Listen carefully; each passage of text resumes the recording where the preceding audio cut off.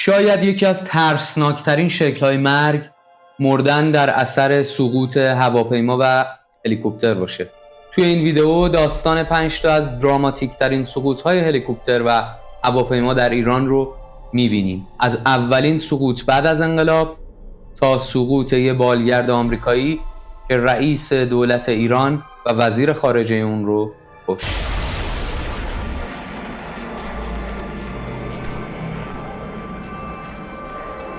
هواپیمای ملی ایران هما کنار اسم زیبا و لوگوی درخشانش یه اعتبار دیگه هم داشت. اون این بود که از سال 1322 که اسمش ایرانیان ایرویز بود تا 1 سال بعد از انقلاب که اسمش شده بود هواپیمایی جمهوری اسلامی ایران ایر، هیچ سقوطی نداشت.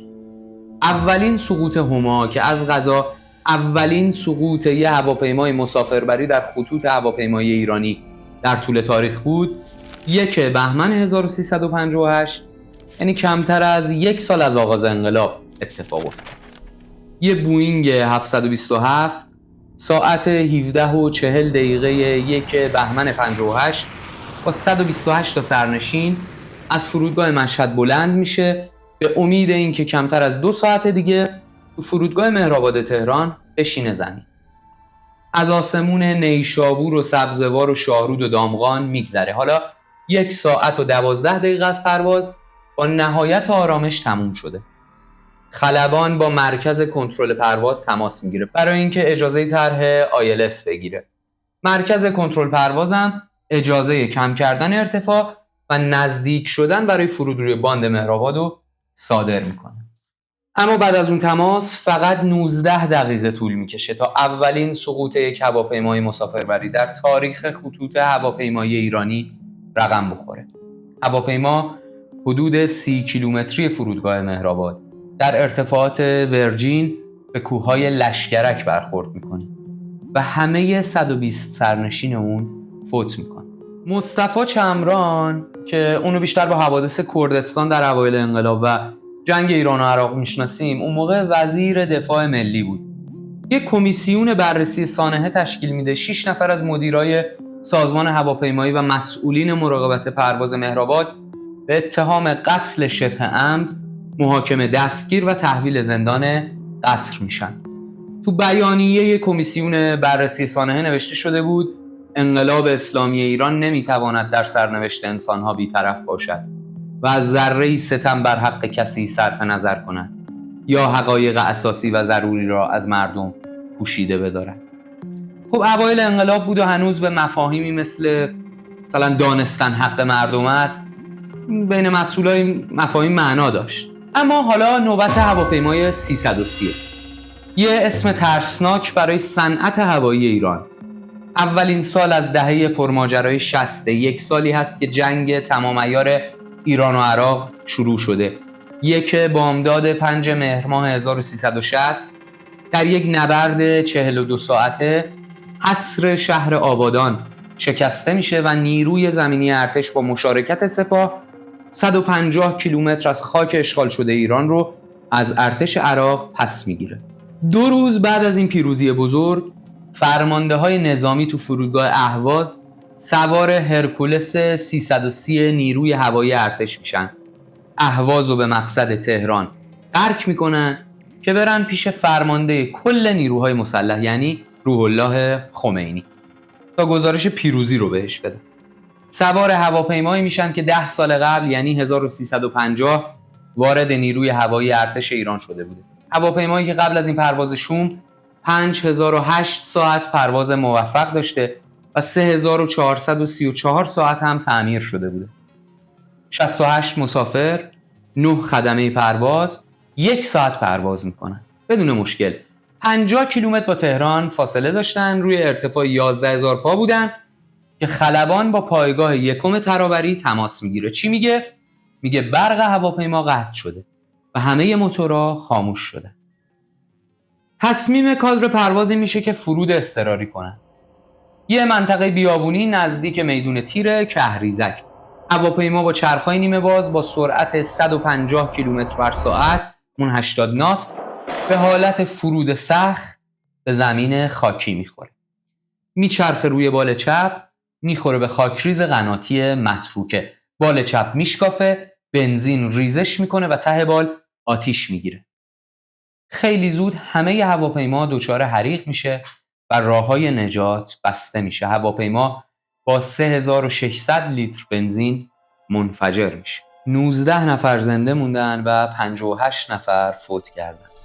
ولی الله فلاحی رئیس ستاد مشترک ارتش، یوسف کلاهدوز از بنیانگذاران سپاه، سید موسی نامجو وزیر دفاع دولت باهنر، سرهنگ خلبان جواد فکوری وزیر دفاع دولت رجایی و محمد علی جهان‌آرا فرمانده سپاه خرمشهر از سرشناسترین کشته شده های این حادثه بودند. مرگ اونا اونقدر مهم بود که باعث شد عملیات آزادسازی خرمشهر 8 ماه عقب بیفته. یه هیئت بیطرف هم از نیروی هوایی پاکستان اومد و علت رو قطع برق هواپیما و اشتباه خدمه پرواز در واکنش مناسب اعلام کرد. اما روایت‌های دیگه‌ای هم هست. از پرواز یه شیء نورانی بگیر تا آتش و شلیک خودی، مثل اتفاقی که برای عباس بابایی تو مرداد 60 افتاد. ناخدا هوشنگ صمدی فرمانده تکاوران دریایی خرمشهر سالها بعد علت سانحه رو شلیک پدافند خودی میدونه. محمد علی شریف النسب هم از فرمانده های میانی ارتش سال 96 مصاحبه‌ای میکنه و اینجوری میگه: حادثه 100% مشکوک بود. آقایان رحیم صفوی، ری شهری و محسن رضایی احتمالاً در جریان هستند، اما به دلیل مصلحت سنجی چیزی نمیگه. داستان سوم، داستان غم‌انگیز پرواز 655، شماره اختصاصی پروازهای روز جمعه مسیر تهران به دبی هر هفته. 12 تیر 1367، فقط 47 روز قبل از پایان جنگ 8 ساله ایران و عراق. هواپیما 16 تا خدمه داشته، 274 تا هم مسافر، 66 مسافر کودک، 13 مسافر اماراتی، 16 تا هندی و پاکستانی، 6 مسافر از یوگسلاوی و یکی از ایتالیا. یه پرواز کوتاه 28 دقیقه‌ای که حداکثر ارتفاعش 4300 متر، 14000 پا بوده. اما غیر از این هواپیما، چند تا قایق تندرو ایرانی، یه هلیکوپتر و یه ناو جنگی بزرگ هم توی این سفر نیمه کاره نقش داشت. خب گفتیم جنگ بوده بین ایران و عراق. خلیج فارس و تنگه هرمز هم شرایط بحرانی داشتن. ایران با قایقای تندرو بیشتر کشتی‌های عبوری رو بازرسی می‌کرده. آمریکا هم ناو جنگی داشته توی خلیج فارس. هلیکوپتراش میچرخیدن رو آسمون. خلاصه فضا آروم نبوده. ناو جنگی وینسنس آمریکا که از یه مأموریت اسکورت برمیگشته، به خاطر درگیری قایقای ایرانی با یه هلیکوپتر آمریکایی وارد آبای ایران میشه. میفته دنبال قایقا. درگیری شروع میشه. اونقدر همه چیز غیر منتظره و خارج از کنترل بوده که کسی یادش نمیمونه یه هواپیمای مسافربری 655 عازم دبی وجود داره که باید بهش بگن که مسیرتو عوض کن. ایرباس مسافربری ایران وارد منطقه جنگی میشه. ناخدا ویلیام راجرز فرمانده ناو منحوس وینسنس موشک استاندارد 2 رو به سمت هواپیمای مسافربری شلیک میکنه. هواپیما وسط آبهای خلیج فارس سقوط میکنه و یکی از بزرگترین فجایع هوایی دنیا اتفاق میفته. مقامات آمریکایی اعلام میکنن که ما یه جنگنده F-14 ایرانی رو زدیم. اما بعد از روشن شدن ماجرا میگن که در این مورد مرتکب اشتباه شد. کمیته حقیقتیاب تشکیل میشه. آمریکا میگه که 7 دقیقه بعد از بلند شدن هواپیمای ایرباس از بندر عباس 11 بار از سمت کشتی‌های جنگی آمریکا به 655 اخطار داده شد. معلوم میشه که 3 تا از اون اخطارا به گوش خدمه ایرباس ایرانی رسیده، اما اونا فکر کردن که این اخطار داره به یه هواپیمای گشت دریایی ایرانی داده میشه و جواب بهش نداده.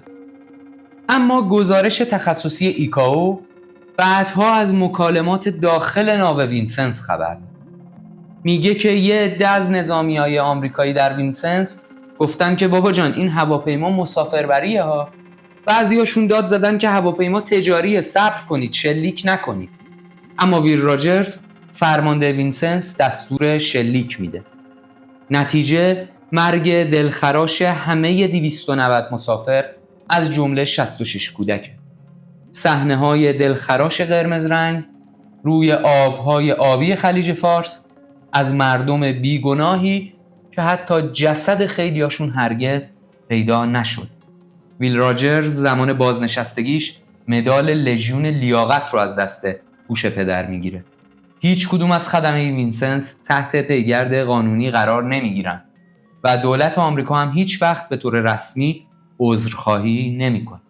ماجرای دراماتیک، غم‌انگیز و سیاه شماره 4 با یه ترور شروع میشه، یه موشک باران داره و در نهایت با سقوط یه هواپیما تبدیل به یه تراژدی کامل میشه. قاسم سلیمانی، فرمانده نیروی قدس سپاه پاسداران جمهوری اسلامی، 13 دی 98 وارد فرودگاه بین‌المللی بغداد میشه. با دستور دونالد ترامپ پهپادهای MQ-9 ریپر ارتش ایالات متحده با پرتاب موشک به ماشین او و همراهانش سلیمانی رو ترور میکنن. عملیات آذرخش کبود. این سه تا پهپاد از پایگاه نظامی عین الاسد در عراق بلند شده بودند.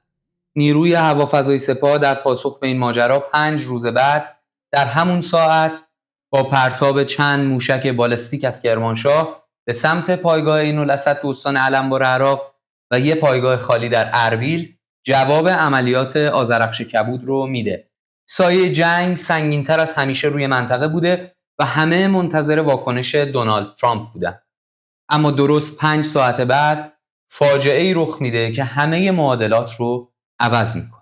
18 دی 1398 کمتر از 5 ساعت بعد از حمله موشکی به عین الاسد، یه بوئینگ 737 هواپیمایی بین‌المللی اوکراین با 167 مسافر از جمله 15 کودک و یک نوزاد و 9 خدمه از فرودگاه بین‌المللی تهران بلند میشه به این امید که حدود 3 ساعت بعد در کیف به زمین بشینه و خیلی از مسافرای اون بعد از کیف به کانادا برن. این هواپیما هیچ وقت به کیف نمیرسه. حتی مرزهای هوایی ایران رو هم رد نمیکنه. هواپیما نزدیک فرودگاه بین‌المللی تهران در شاهد شهر سقوط میکنه. روز بعد آمریکایی‌ها اعلام میکنن که تصاویر ماهواره‌های شناسایی مادون قرمز مستقر در فضا نشون داده که 2 تا موشک به بدنه هواپیما برخورد داشته. جاستین ترودو، نخست وزیر کانادا، هم شبیه همین حرف رو تکرار میکنه. اما سخنگوی دولت ایران مسئله رو تکذیب میکنه و حرف از عملیات روانی دولت آمریکا میزنه. کشمکش‌ها و تکذیب‌ها 72 ساعت ادامه داشت تا در نهایت شلیک موشک به هواپیمای اوکراینی به عنوان خطای انسانی غیر عمد در تشخیص شیء پرنده توسط ستاد کل نیروی مسلح ایران تایید شد. بعدها یه فایل صوتی از محمد جواد ظریف وزیر خارجه وقت منتشر شد که نشون میداد مسئولان نظامی ایران از همون اول میدونستن که ماجرا چی بود. 2 تا ویدیو هم منتشر میشه که مردم عادی با موبایل اونو ضبط کرده بودن. از این فیلم‌ها میشد فهمید که یک موشک به هواپیما برخورد میکنه. هواپیما در حالی که آتش گرفته به پروازش ادامه میده و به طرف فرودگاه برمیگرده. موشک دوم بهش برخورد میکنه، سقوط میکنه و در ساعت 6 و 19 دقیقه زمین میخوره و منفجر میشه. 176 کشته و 1 نفر مفقود. جاستین ترودو گفته که از 167 مسافر 138 نفر قصد سفر به کانادا داشتن. بیشتر مسافرها ایرانیان کانادایی بودند که به عنوان دانشجو یا محقق دانشگاه کانادا برای تعطیلات زمستانی به ایران سفر کرده بودند. ایران شلیک موشک به این هواپیما رو غیر عمدی و ناشی از خطای انسانی عنوان کرد. حاجی زاده گفت که اپراتور پدافند سپاه هواپیمای مسافربری رو موشک کروز تشخیص داده. نخست وزیر استرالیا این شلیک رو غیر عمدی و مقامات کانادایی و آمریکایی اون رو احتمالاً تصادفی خوندن. با این حال ایران حاضر به تحویل جعبه سیاه هواپیما به هیچ کشوری نشد. ماجرای این پرواز تبعات زیادی داشت. یکیش اعتراضات مردمی ضد حکومتی از 21 دی ماه 98 بود. بزرگترین راهپیمایی اعتراضی سراسری ایرانیان خارج از کشور هم بعدها توسط انجمن خانواده‌های بازماندگان پرواز PS752 سازماندهی شد. دیوار اعتماد بین بخشی از مردم و بخشی از حاکمیت فرو ریخت و خیلی چیزها شاید برای همیشه تغییر کرد. داستان 4 هواپیما و 4 سقوط رو گفتیم. حالا وقت ماجرای هلیکوپتره. ماجرای سقوط مرگبار 30 اردیبهشت 1403. یک رئیس دولت، یک وزیر امور خارجه، یه امام جمعه، یه استاندار، محافظ و 3 کادر پرواز. مسافرای یه هلیکوپتر ساخت آمریکا، هلیکوپتر بل که 53 سالش بود. با 2 تا پره و ظرفیت 15 نفر، هلیکوپتری که مثل بقیه ناوگان هوایی ایران به خاطر تحریم‌های سنگین و طولانی غرب و البته مدیریت ضعیف به سختی بازسازی و تعمیر می‌شد. ایرانی که کهنه‌ترین ناوگان هوایی دنیا رو داشت به معنای فرسوده، حالا تاوانش رو با مرگ رئیس دولت خودش پس می‌ده. رؤسای دولت ایران و جمهوری آذربایجان برای افتتاح سد قیزقلسی که روی رودخونه مرزی ارس ساخته شده با همدیگه دیدار میکنن. این دیدار مهم بعد از 1.5 سال تنش بین 2 تا کشور اتفاق میفته. 3 هلیکوپتر بعد از این دیدار مأمور میشن تا رئیسی، امیر عبداللهیان وزیر خارجه، آل هاشم امام جمعه تبریز، مالک رحمتی استاندار آذربایجان شرقی و بقیه اعضای ایرانی رو به تبریز برگردونن. 2 بالگرد به تبریز میرسن و از یه بالگرد که مهمترینش هم بوده و عجیب اینه که مهمترین آدما هم همه با هم توی اون بالگرد بودن خبری نمیشه. بالگردی که به زودی معلوم میشه در محدوده جنگلی ارسباران در جنگل دیزمار بین ورزقان و جلفای آذربایجان شرقی سقوط کرد.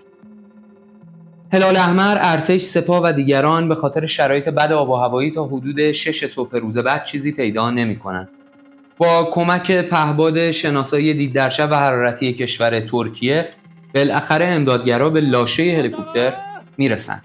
نتیجه چیزی جز مرگ نبوده.